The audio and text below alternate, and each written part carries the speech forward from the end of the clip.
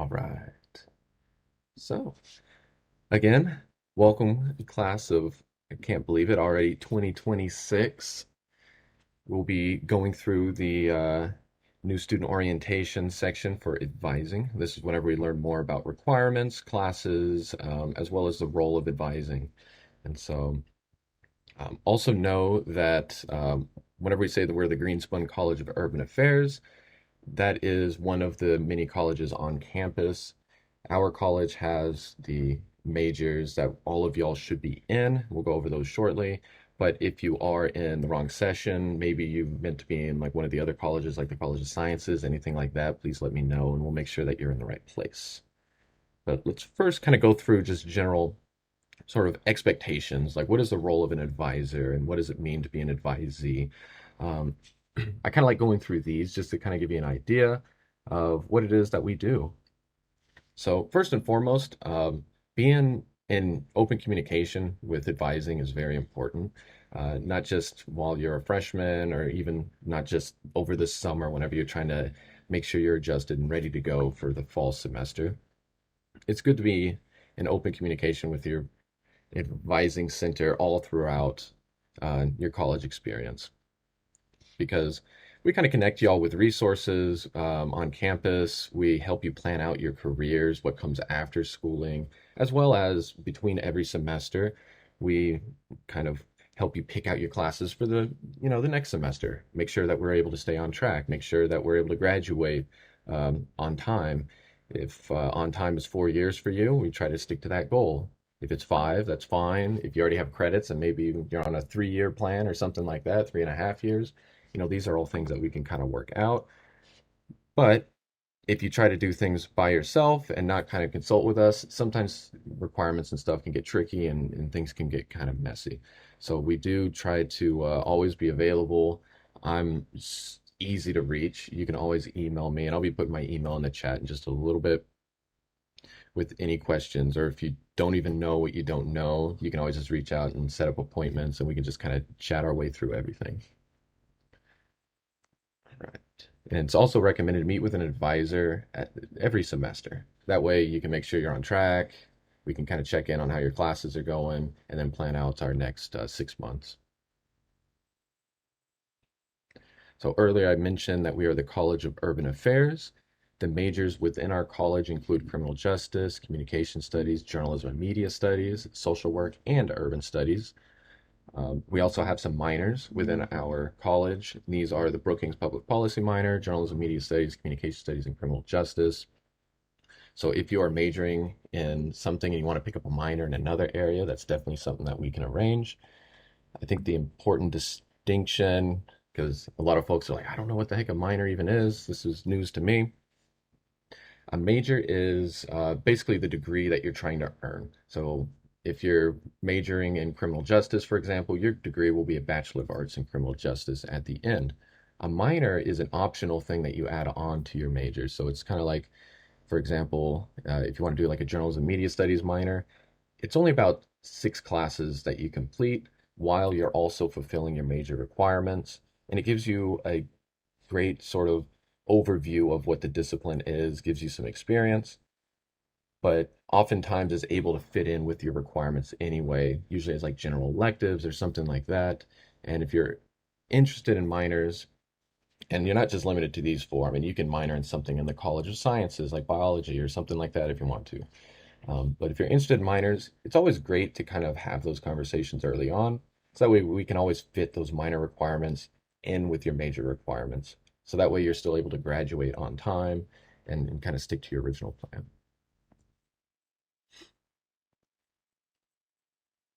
So next, these are requirements. And when I say requirements here, we're really just looking at requirements within your majors. And so every major is broken down into 3 different categories. You have your general education requirements. That's stuff like math and English, etc. These are things you're going to be focusing on freshman and sophomore year usually. You have your major requirements. So those are things, if you're criminal justice major, they're criminal justice classes, journalism classes, etc. The major requirements, you should be at least in one every semester, but a bulk of them you complete junior and senior year. And then you have general electives, which are basically like additional classes that you can fulfill with any course on campus. And it's really just you take them to fulfill your major um, credit requirements, which we'll go over to in a little bit. So first, general education. All of y'all should be taking the first year seminar class. That is GSC 100 here. We also have the second year seminar course you'll be taking, and at least a year from now, GSC 300. Do know it's called second year seminar, but sometimes students don't take it till junior year. No big deal. Don't worry too much about trying to land into it directly into sophomore year. Um, then we have our math and English requirements. All of y'all should be in a math class unless you've already fulfilled math. And for most of our majors, the requirement is Math 120. So you only need one semester of math. However, if you're a social work major, you will need Math 124. Again, you only need one semester of math. Then for English, the requirements are 101 and 102. So that's only 2 semesters or 1 year of English. Most of y'all are going to be taking English 101 starting in the spring semester. So if you don't see English on your schedule yet, no big deal. We'll be focused on math and a few other requirements first this fall, and probably English in the spring. Now then, we have some other requirements that you need to fulfill for general education. There's U.S. Nevada Constitution requirements. Depending on your major, you might need humanities and fine arts or social sciences. So for example, criminal justice, since it is a social science degree, requires humanities and fine arts, whereas like communication studies, because it's more of a humanities degree, requires social sciences. And that's how they break that up. Then we have our life and physical science requirements. So this would be like what you imagine for like science, chemistry, biology, geology, those kinds of options. You need one with a lab, one without a lab. Typically, students do that sophomore year. A logic analytical thinking course, and then a multicultural and international requirement. Now, we also have this thing called concurrent enrollment, and this only applies to your English and math requirements. So depending on your placement scores, you might, and this by placement scores, I mean like ACT or SAT, you might be placed into a concurrent enrollment course or 5 credits of math or 5 credits of English. Um, there are placement tests you can do to go into just like the standard 3 credit class, but just know that like the concurrent enrollment class is still fulfilling the requirement. It's just giving you 2 extra credits of like assistance in the course. So if you're really not good at math and you're like, why the heck am I taking 5 credits of math if I really don't like math? Just know that that's on purpose to kind of help you. It's not just giving you more math work to be mean or anything like that. So if you're not good at math, you probably want to do the concurrent one. However, if you perhaps didn't take the ACT or SAT, and you don't have any placement scores, but you're like, I'm actually really good at math, I don't really need these 5 credits, you can take a placement test, and we can talk more about those options in a little bit. And then same thing with English. English has its own respective placement test. Then we have block enrollment. So when I say block enrollment, I really just mean like the classes I, in advising, put you into for your fall semester. I mainly just want you to know that like all the classes you're enrolled into right now are based on like what information I had available at the time I enrolled you into it, but they're not set in stone. You can still have all summer to tweak your schedule, make adjustments. If you already have credits for like AP or something like that that wasn't shown in the system yet, I might have put you in a class that you don't need. And so that's like one of those things that we want to be aware of and make adjustments if we need to. Next, we have our major requirements. And within major requirements, you're broken down into 2 different sections.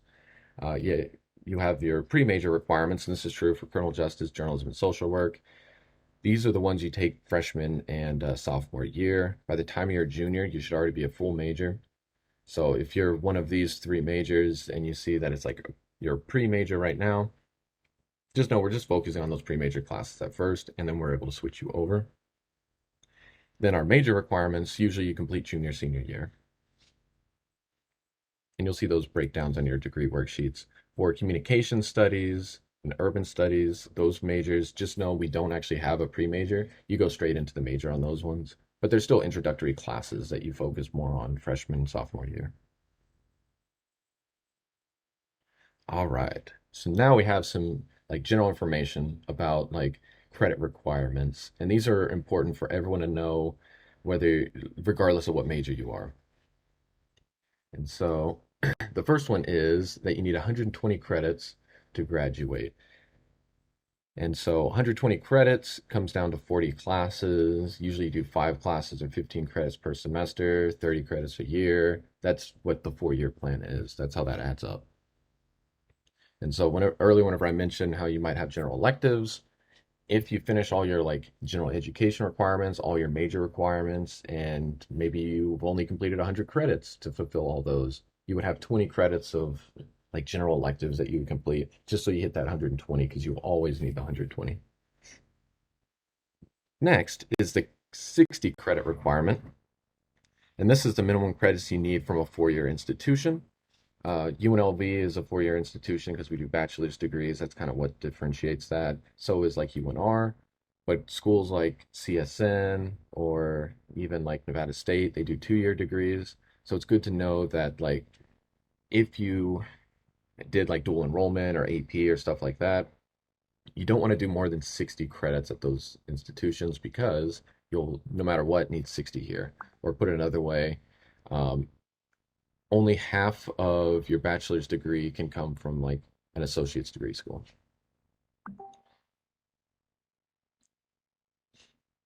Then we have the 42 credit requirement. This is regarding upper division classes. Any 300, 400 level class, and these are ones you'll mainly take junior, senior year.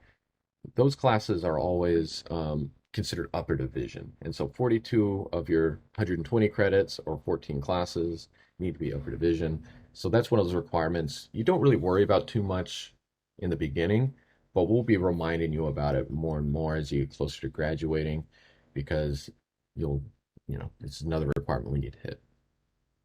And then you need 30 credits in residency. This one's a little weird. So it doesn't mean residency like you're living on campus or something like that. It's regarding residency within a major. So your final 30 credits, which is what this is talking about, or put another way, your senior year, you need to already be in a declared major. Don't change your major, don't change institutions. If you do any of those things, your 30 credits will reset. Or another thing that sometimes can break residency is if you're a senior, you're going into like the last semester, you're not able to just like, oh, I'm just going to finish these last couple classes at a different school back where in California or something like that. That would interrupt your residency. Those last 30 need to be at UNLV and within your major, essentially.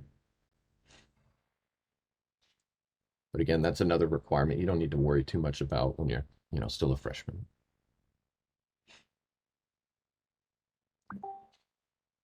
Next, I kind of want to go over a couple resources that are good to know about. Earlier, when we were talking about concurrent enrollment, particularly with math, I brought up that there are placement tests for just taking like the math class that you need. So if you do need to or do plan on taking a placement test for math, I recommend the ALEX or the Math Bridge program. And the main distinction is ALEX you take on your own. And it is able to be done virtually, so you can do it like remotely from home. Then there's the MathBridge program, and that one's also able to be done from home, but you're actually working with someone almost like a tutor as you prepare to do the placement test. So it's more of like a program in that sense. The success rate for students placing into math is much higher with MathBridge, of course. Um, but if you're like already confident in your math abilities and just want to go into it, you can also sign up for Alex. And then I have the link here if you care. But these are also things that you can always pull up on just UNLV math placement as a Google search would return these same results. Another thing I want to bring to your attention is the Urban Ambassador Peer Mentorship Program. These are upperclassmen, so peers within the same majors that y'all are focusing on that sort of serve as role models for students, especially transitioning into UNLV during that first semester. If you're trying to build like community on campus, get to know like different organizations, get involved, or just, make a new friend, this is a program I highly recommend. Signups will be getting emailed to you after orientation, probably this upcoming week. And then there's group advising. These are advising sessions that you'll be doing with other students within your major in September. Links for group advising have already been emailed to you in the pre-NSO email. Definitely sign up for one of these. In that session, we help you plan out not just the classes you'll be taking in the following spring semester, because you will be enrolling yourselves going forward. We won't be doing that for you. But you'll be planning out all the classes usually through sophomore year. That way you can have like the first 2 years of your 4-year plan already set and ready to go.